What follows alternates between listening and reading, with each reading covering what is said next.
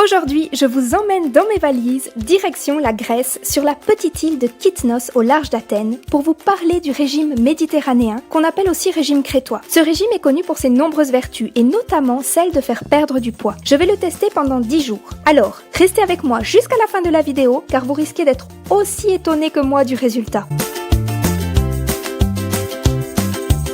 Je précise tout d'abord que j'ai mangé à ma faim, sans me gaver évidemment, mais en aucun cas je ne me suis restreint. Vous le verrez d'ailleurs sur la vidéo, j'ai mangé plusieurs desserts et plusieurs petits déjeuners conséquents. Car pour moi, un régime qui fonctionne, c'est un régime qui non seulement tient ses promesses au niveau de la perte de poids, mais également au niveau de la santé, de la satisfaction gustative et du sentiment de satiété. Le but étant d'en faire un mode de vie qu'on est capable de tenir sur le long terme. Pour moi, c'est ça le véritable challenge d'un régime, parce que tout le monde peut perdre du poids en se restreignant.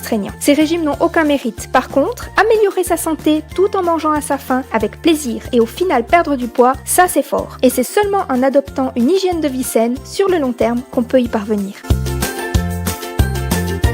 J'ai donc vécu 10 jours au rythme des 3 piliers du régime crétois, qui sont l'alimentation, une activité physique journalière et évidemment du soleil à volonté. Pour le sport, je me suis contentée de 30 minutes par jour, essentiellement de la natation, qui est un sport très complet, qui fait travailler tous les muscles du corps. Et ça aurait été un petit peu bête de s'en priver, vu qu'on avait la mer à, environ 30 secondes à pied de la maison où on était. Je ne compte évidemment pas l'activité physique à basse intensité qu'on fait durant les vacances, telles que les balades, les visites et le snorkeling. Avant d'adopter ce genre de régime, on pense évidemment à l'écologie. C'est un régime à faire lorsque les légumes du soleil sont des produits de saison. De toute façon, c'est lors de la saison chaude que notre corps a besoin des nutriments qu'il procure. Vous l'aurez compris, ce régime se caractérise par son abondance en légumes, légumineuses, céréales, fruits, huile d'olive et par sa faible consommation de viande. Inutile de vous dire qu'en étant végétarienne, je trouve ici mon bonheur à tous les coups. Faible en sucre, en gras et surtout en aliments transformés. Pour faire simple, plus votre assiette est colorée et mieux c'est. En résumé, ce mode de vie permet de manger mieux sans faire un régime restrictif. C'est tout simplement la base d'une alimentation saine et équilibrée. Il faut savoir que la diète méditerranéenne est inscrite au patrimoine mondial culturel immatériel de l'UNESCO. Car au niveau de la santé, les études ont montré une réduction des maladies chroniques telles que les maladies cardiovasculaires, les cancers, l'obésité et le diabète. Il y a même de récentes études de l'école de médecine de Harvard qui ont montré qu'il serait capable de protéger les télomères de notre ADN. Les télomères, c'est l'extrémité des chromosomes qui se raccourcissent lors de la division cellulaire. Je ne vais pas non plus vous faire un cours de génétique, mais en bref, ce régime aide à conserver au maximum notre matériel génétique et donc à terme à réduire les maladies. Il protège également contre l'oxydation, qui est responsable du vieillissement de nos cellules, et de manière générale, il réduit l'acidification de notre organisme, provoquée en partie par la digestion de la chair animale. Attention, il faut garder à l'esprit que c'est bien l'ensemble de ce mode de vie qui a cet effet protecteur, et donc le cumul de plusieurs choses, à savoir par exemple la faible consommation de chair animale, la grande consommation de fruits et de légumes, couplée à une activité physique journalière. Remplacer simplement l'huile de vos salades par de l'huile d'olive ne va pas faire des miracles non plus. Il n'est jamais trop tard pour commencer à manger plus de fruits, plus de légumes, moins de viande, moins salé, moins gras, moins sucré. Parce qu'en plus, c'est aussi bon pour la planète. Lorsqu'on consomme moins de viande, il y a moins de production de gaz à effet de serre. Car saviez-vous que 20 à 30% des gaz sont imputables à l'alimentation ? Il y a également l'eau pour abreuver le bétail, les terres cultivables. 70% de la forêt amazonienne est défrichée pour faire des pâturages et des cultures fourragères pour le bétail. Sans parler de la pollution des sols et de l'air que cela engendre. La cuisine grecque comporte beaucoup d'aliments qui sont gorgés en eau et qui vont donc contribuer à la bonne hydratation de votre organisme. Prenons le concombre par exemple. Il est composé à 95% d'eau. En plus de ça, il est très faible en calories. C'est aussi une grande source de nutriments.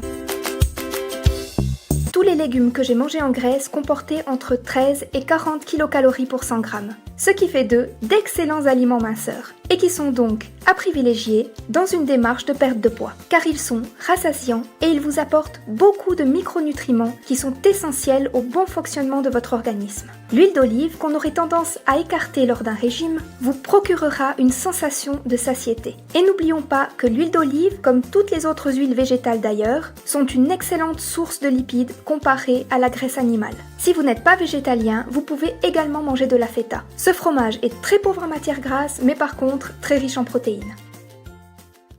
On se retrouve après 10 jours pour les résultats de mon crash test. Pour commencer, je vais d'abord vous parler de mon bien-être en général. Je me suis sentie pleine d'énergie pendant toute la durée de ce régime. Bon, pleine d'énergie comme on peut l'être quand il fait 30 degrés à l'ombre, évidemment. Je n'ai pas eu faim une seule fois, et donc pas non plus de fringales sucrées dites réconfortantes, bien qu'évidemment, comme vous l'avez vu, je ne me suis pas du tout privée de mes sucrés pendant ce séjour. Le soleil et le repos y sont évidemment pour beaucoup, mais dans l'ensemble, le régime a été très facile à suivre. Après, comme tous les régimes, il faut bien faire la part des choses quant aux résultats. C'est-à-dire que quand on perd du poids, on ne perd pas seulement du gras, mais également de l'eau, voire même si on essaye au maximum de l'éviter, de la masse musculaire.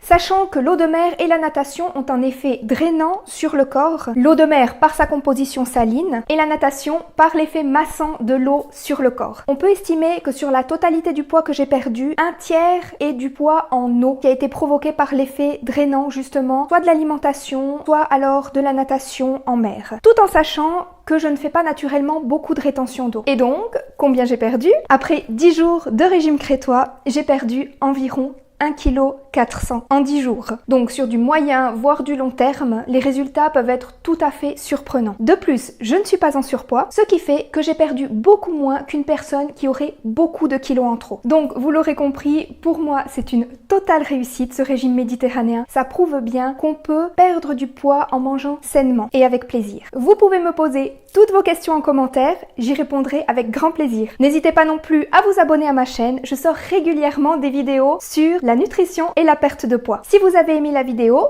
mettez-moi un petit pouce bleu parce que ça me ferait plaisir, tout simplement, et ça m'encourage pour mes prochaines vidéos. Merci beaucoup de m'avoir suivi, merci beaucoup d'être resté jusqu'à la fin de la vidéo. Via Felicia à tous!